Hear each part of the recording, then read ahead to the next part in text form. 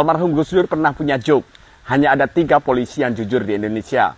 Yang pertama adalah polisi tidur, yang kedua adalah patung polisi, dan yang ketiga adalah Pak Hugeng. Pak Hugeng atau lengkapnya Hugeng Imam Santoso itu dulu banget adalah seorang polisi. Tapi bukan polisi kaleng-kaleng loh. Ia pernah menjadi Kapolri tahun 1968 sampai 1971. Zamannya Pak Harto.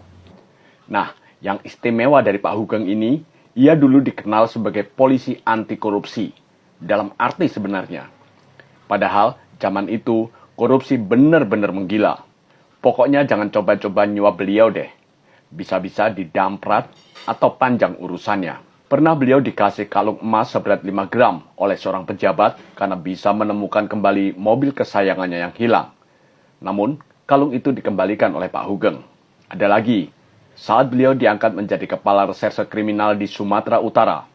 Sebagai pejabat di kepolisian, beliau mendapatkan rumah dinas. Pas masuk di rumah dinas, didapati isi rumah dinasnya penuh dengan perabot-perabot dan barang-barang mewah yang beliau tahu jika perabot-perabot itu bukan kelengkapan rumah dinas. Pak Hugeng tahu jika barang-barang itu adalah suap dari salah seorang cukong di Medan. Dengan murka, Pak Hugeng menghubungi si cukong dan meminta barang-barang itu dikeluarkan dari rumahnya. Karena tak mendapatkan respon, akhirnya Pak Hugeng memerintah anak buahnya menaruh barang-barang mewah itu di pinggir jalan.